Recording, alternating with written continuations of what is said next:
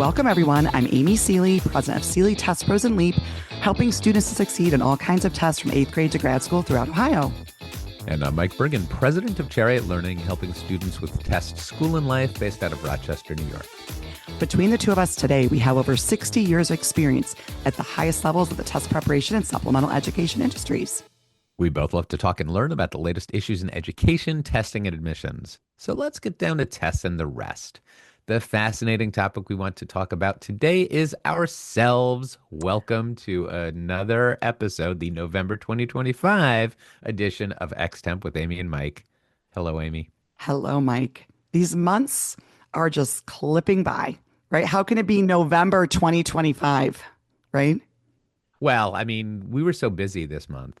There's a lot going on. The first thing I want to talk about is your voice. So, listeners may not realize that Amy has been struggling with laryngitis, chronic laryngitis throughout the month, but she's a trooper. We've been recording podcasts anyway and doing all kinds of tricks to cover up the frog in her throat. Yeah, and if anybody knows me, they know how my on the Myers-Briggs or my social scale, I'm a heavy E, I like to say. So it has been it's extremely frustrating for me to, unfortunately, this month have had a bunch of opportunities to be around people where, every breath feels like, you're exerting yourself. Like I felt okay, but it's more just like the effort.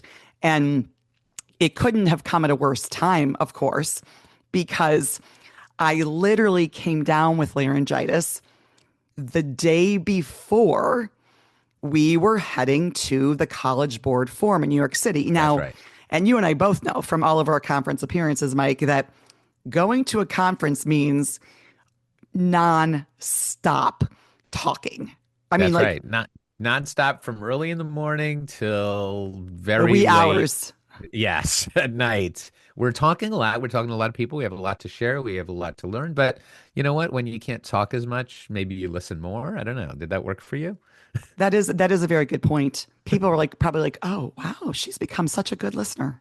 She's become such a good listener. That's But not like but it. it's actually, but I will say, all of my good friends in New York City were very sweet to me. Although actually, I was referred to as a dolphin or a seal on occasion because of my squeakiness, like literally when I showed up at the conference, right?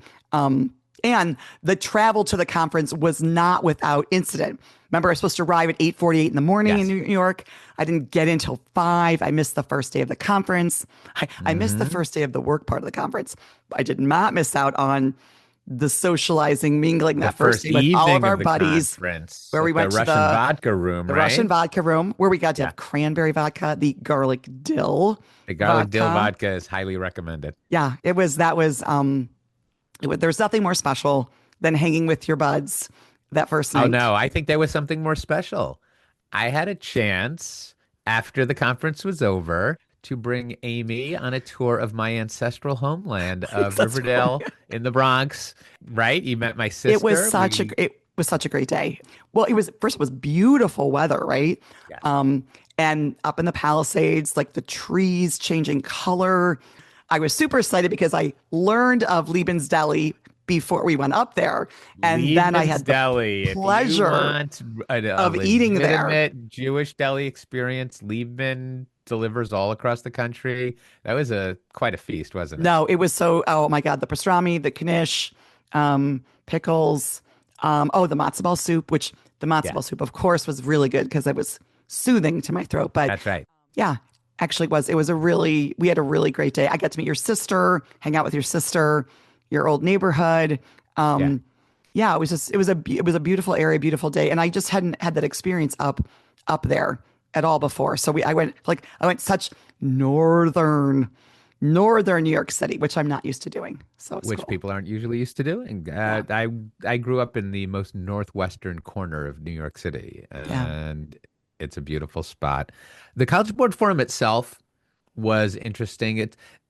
For us, with our focus on test prep primarily, it was a little thin in terms of presentations. There wasn't a lot to learn in formal sessions, but there certainly was a lot to learn from speaking with Maureen Foreman and Elena and other Right. staff there and kind of getting a sense of what's happening with the Well, I SAT. think the talking to the College Board people, like those people in positions like Maureen and Elena, are helpful.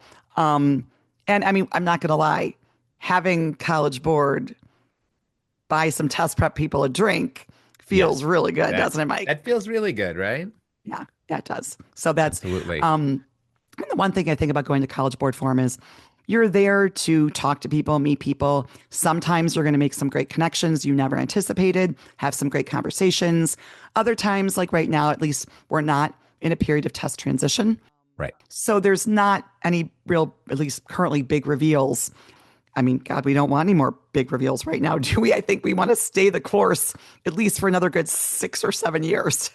There's not a big reveal on the SAT side, but the news out of ACT that now Desmos is available on the digital ACT is a big deal. I still recommend the paper test, but Yeah. if you're taking the digital test, you do have Desmos, which is nice. Yeah. It means that for our students, it's never been even more important to try to figure out in the beginning what's the platform, what's the modality you're testing in, because there's some things we might lean in more in your prep, knowing what you might have access to or what might be your limitation, if you will, in terms of like the modality, right? Because Yeah, that makes perfect sense. neither of us are great on that. Actually, that's my next blog or newsletter next, not next week, but after, is like talking about this idea of paper versus digital and being aware of considerations of choosing. If you really have a choice between the two modalities, what do you need to know? Desmos makes the choice more complicated. It does, Before that, I would say it was obvious that paper's always better.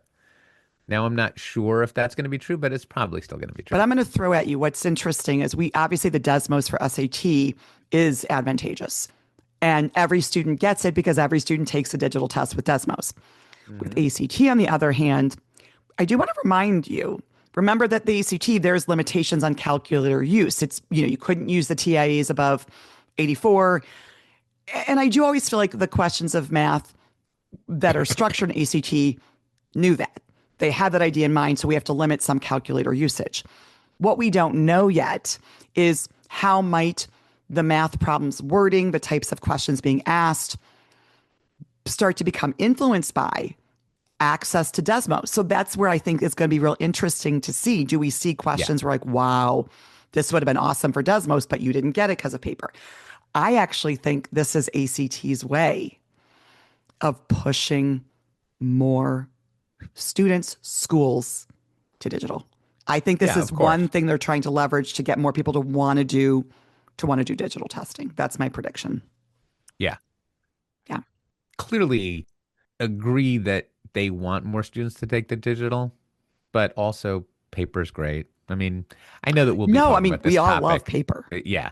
We'll be talking about this topic more. I want to talk more about you, not the ACT. Oh, of course. Feel free to talk more about me, Mike. Let her rip. What do you want to ask me, You've Mike? that's why we're here to talk about you. You've taken on a new professional role lately. What is it? So it's really kind of interesting. I mean, I'm actually, I believe, at least in the past on XM, I probably have talked about my alma mater, John Carroll University, who I really have been deepening my relationship with them over the last few years. I volunteer for their business school and their business professional development classes. You know, they've been really friendly at the admissions office when my daughter applied there and started there. Sadly, transferred from there, which was really no fault of John Carroll, if I'm honest. But I've really tried to kind of deepen that relationship because, for us in what we do, we're always looking for networking opportunities, connections. They're like, how do we share our knowledge, expertise? How do we meet more people to expand our circle? And one of the things I found, which is a testament to like me attending all these conferences, right? NACAC, WACAC, whatever, is trying to make more connections with school counselors. You and I really, truly value those relationships we have with school counselors. So one of the things I've been kind of exploring are my relationships that have been developing with college admissions professionals in the admissions offices. And so that was not something initially I was sort of strategizing. It was more circumstantial, if you will, but because I like John Carroll and I've done stuff there. But I've started to do more with the admissions office. And so a few months ago, they reached out to me and they invited me to join their counselor advisory board. Now, I didn't even really know about these until more recently, but essentially, not all, but many, many colleges have counselor advisory boards that are typically Yes. populated by high school counselors.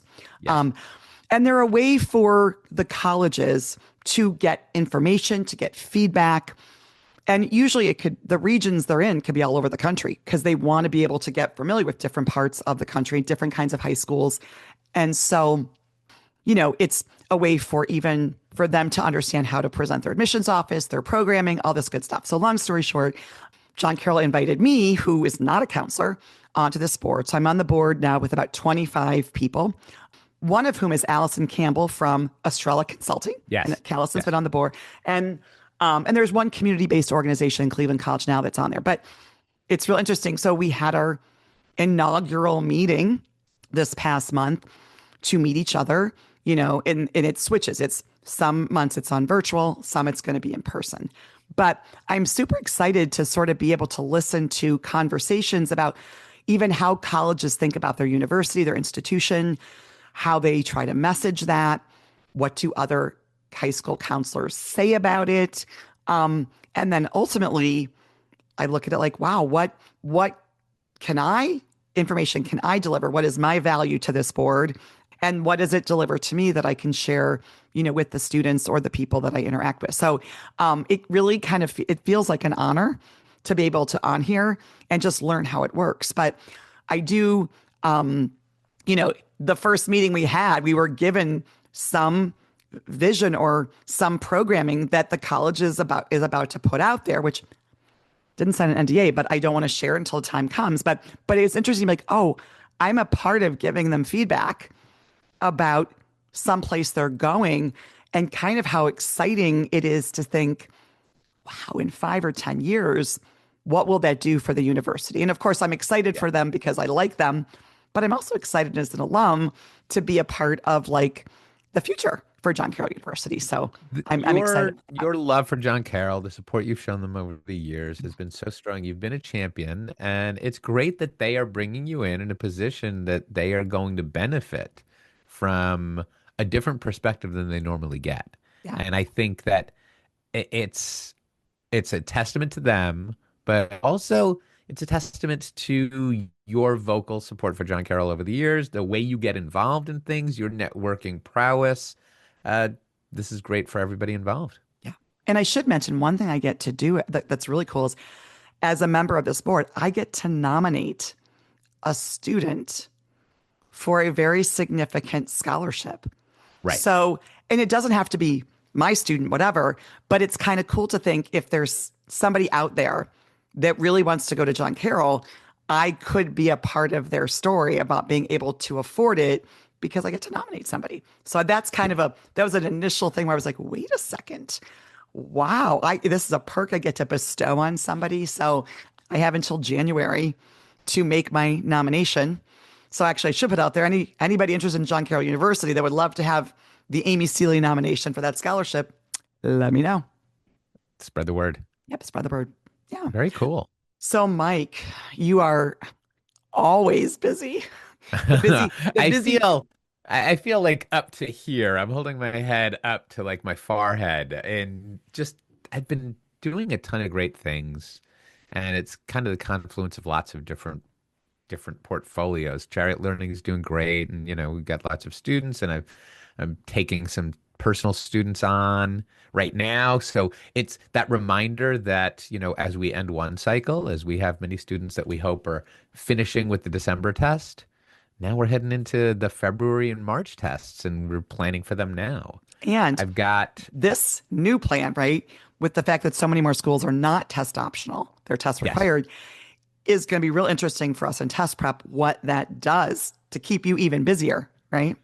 right. We've seen it. And I think that we've had the privilege of working with the families who were ahead of the curve and recognized they didn't hear what they wanted to hear, They heard the reality, which was that throughout this process, testing was valuable. It was an important adjunct to your academic performance. And as more information comes out about grades and how they're not representative, and how students who showed up at college without test scores to back up their grades are struggling academically, and colleges themselves are grappling with students who they accept but they can't graduate. That's not good for anyone What's the involved. irony that in 2020, as we thought like test optional, whatever, and then obviously COVID pushes it, but we all knew because of great inflation, like this is going to come, like these two things are going to come to a head because you cannot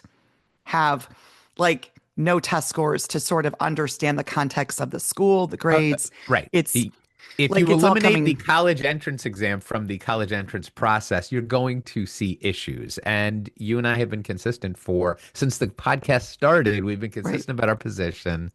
Not going to say I told you so, but Hmm. just say I'm glad that as you point out, more and more people are coming around to this idea that this is important, that testing is important as an evaluation of college readiness, as a way to right size your ambitions and make sure Hmm. that you're ready for certain academic environments, to access highly selective schools and scholarships. There's a million reasons why, not to mention the fact that when you work with the right test prep program, you actually learn more real reading, writing, and problem solving skills to prepare you for the next level. I'd like to think of us as the finishing school for Right. really motivated students. So yeah, and I've had the opportunity to spread these messages. I spoken to 3 schools in the last 2 days. It's been Wow. wild. I'm doing like school assembly and junior night and college night, and get to speak to lots of students and lots of parents, and they want to hear this. The students want to hear this information. They want to understand how to set out on the path that fits their goals after Hmm. high school. Yeah. And it's great to have the opportunity to share everything that we know. We get to speak to amazing educators all day long, and amazing admissions counselors and school counselors and executives and content specialists at the test makers. But to bring it back to your community and get the word out to students and parents that want to hear like what's really happening, I love that. I know you love that too. No, 100%. I just wish, honestly, people didn't perceive tests required as such a barrier, I right? don't think they're I don't think perceiving it that way. I think it's changing now. I think people are more and more, and this is kind of it's an what I meant informative by tool. It's an the informative difference tool. between what they wanted to hear and what they needed to hear. I think more Sure. and more people are back around to the idea that yes, the tests are, they're level setters. Mhm. They are much more effective than any other aspect of the high school experience in helping you determine what academic environment you're ready for, and whether what you think you know really aligns with what you need to know. Right. And we kind of, once you get your head around the idea of like, think of the road test, that if you're somebody who knows how to drive, you're like, I don't need to take a road test. I can operate my vehicle safely on the road. I don't need to know how to parallel park. I just need to know how to get it out on the road. If you really, really know how to drive, the road test is a formality. But Hmm. for most teens, the road test is actually changing. It's a level setter. It's like, this is what you thought you needed to know when Hmm. you said that you could drive properly. But this is what you really need to know to operate your vehicle safely on the road Right. in accordance with all of the laws. And that process of getting ready, like driver's ed, Right. right? Driver's ed is test prep for the road test. Correct. And everyone has to learn to do it. And passing the road test doesn't mean that you're never going to get in an accident. And maybe not passing it doesn't mean you couldn't drive, but it aligns all of the standards in a way that makes it easy for people to know, this is, if I can do this, then I'm probably safe. Yeah. If you can get a certain score on the SAT or ACT, you're probably ready for a certain environment. Doesn't guarantee that you're not going to wash out. And getting a lower score doesn't mean that you couldn't have thrived in that environment. But when we put everything together, we're like, yeah, if you want to go to this school, you probably need this level of reading ability, this level of Correct. writing ability, this level of math, understanding and problem solving ability. Yeah. Does that make No, sense? 100%. No, you're preach, Mike. Preaching to the choir. I know, but that's like we talk about this so much that if you talk about it 1,000 times, eventually something new comes out. I remember Yeah. last year when I was suddenly like started sharing with people, you know, there's not a single test you take in school that your teachers design to signal information to colleges. Right. Because I was like, wait a second, like we're basing everything on on high school grades, but the teachers aren't thinking of college. They're thinking of their own instructional requirements. That's why Right. they create quizzes and tests and terms and finals. It all has to do with the class goals, the curriculum, the Well, school also, I standard, mean, the remember, state standards. It's we've done nothing essay, about we've colleges. done the episode on like how tests aid memory. The simple fact of preparing for a test means someone has to recognize certain information and they've got to try to find a way to get it into that long-term memory bank. And so I Yeah, think that forces people to say, what are the skill sets that we say, if you can retain this and you can remember this, holds value for you beyond the actual test, right? That's yeah, essentially, I think, what it means. Yeah. yeah, for sure. And then I guess another thing that I'm busy with, and I'm busy this coming weekend, is Test Bright Tutor training. It's as on EXTEMP, I've been talking about the growth of this, and I have 12 hours of tutor training over the next weekend. I'm so psyched to be working on math and verbal training with experienced teachers, new test prep tutors. Sure. I mean, it sounds like, oh, you're working over the weekend, but what a fun thing to be doing. Well, it is, right? Yeah, like Yeah, any kind of professional, I think for you and me, being in yeah, this industry as long and working with students, whatever, there is something interesting now in our careers to actually now work with educators in a professional development capacity. And so 100%. you and I have a very similar kind of interest and Yeah. enthusiasm about We have that the interest, we because, have the values, we have the experience. We're both trainers for ACT. right? So, I mean, we've both trained plenty of teachers Yeah. ourselves for Yeah. our practices. This is great. It's All like right. I finding yourself at the top of the mountain, like, I know a lot of information. Like this is where your career leads to. So there's something about that that I think is really cool. it's a Yeah. wonderful progression, right? I Yeah. mean, we are burdened with experience and knowledge. We are We have burdened. to unpack it, unload it onto others. Somebody else needs to reap the benefit of all this. All the hard lessons learned. Right. All right, Awesome. let's talk about the lessons we're going to be learning over the next month. So we've got a big Our event coming. travels together for They never end. 2025 have not yet come to an end. Mike, where are we headed? We're heading to San Diego. Mike, this is, I mean, obviously, as you know, Yeah. having been the former president of the NTPA, one of the things on the board is picking a location for conferences. And so, of Yes. course, you and I were both involved in the San Diego choice. And I'm excited because I'd never been to San Diego. So when we picked it, I'm like, oh, I can't wait. So this is San like, Diego is oh, so awesome. And this is going to be our second California trip together in the last 2 years. I know. Well, actually, then that begs the question, Mike, what natural phenomena am I going to observe with you? I am going to the Well, beach, though. so If I can a lot of go people to the don't know beach. that when we have NTPA conferences, people look to me to organize the birding trip. And a bunch of us will be waking up the morning of the conference and heading out to the coast. Yeah. So if you want to tag along, you just got to get up Yeah. pretty early. There's a lot to see on the Pacific coast. The birding in California is spectacular. Yeah. So, in addition to that exciting part of the San Diego conference, I actually have another part of it that I'm really excited about. And I don't think you and I have talked about this, but so for the NTPA conference, as many people know, my two oldest kids work in test prep, right? So, Yeah. my oldest daughter, Haley, and her husband, and my grandson, we are all traveling together to San Diego. So, Yeah. it does mean in a special way, I get to share it with being there with her in the test prep role. But with my grandson, I'm hoping to be able to take advantage of, having some fun time with him on a little trip We do have a 5 a.m. flight to get there, so I'm not excited about that. However, yeah, and fingers crossed, Mike, that the airline gets us there and not delayed or whatever.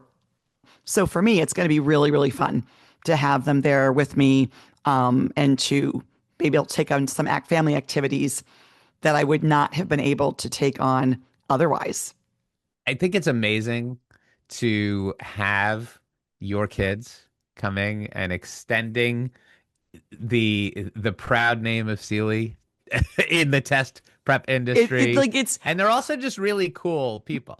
I mean, I think they are, but I think what's interesting is I was thinking Haley hasn't come to a conference since Vegas before she had Andy.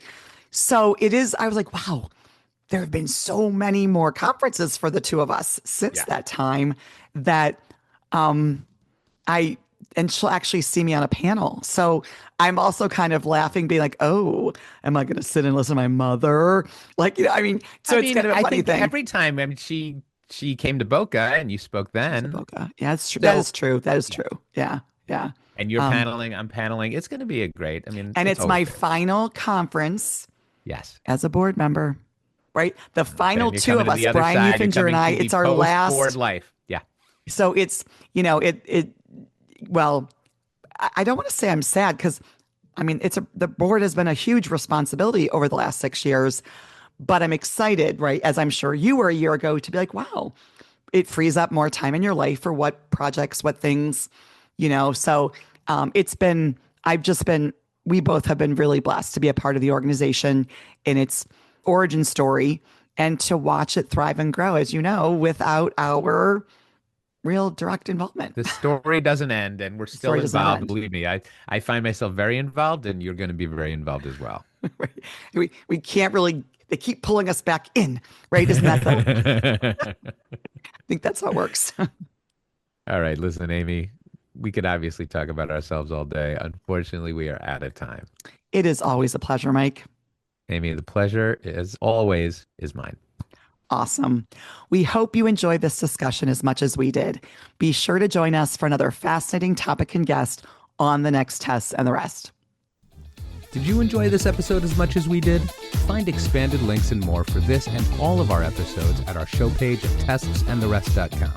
While you're there, be sure to explore everything the larger TestBright site has to offer, including real, expert, unbiased answers to the toughest admissions testing questions. Of course, we'd love for you to rate, review, and subscribe to Test and the Rest on your favorite podcast platform. If there's a topic or guest you'd like us to feature, just let us know and spread the word.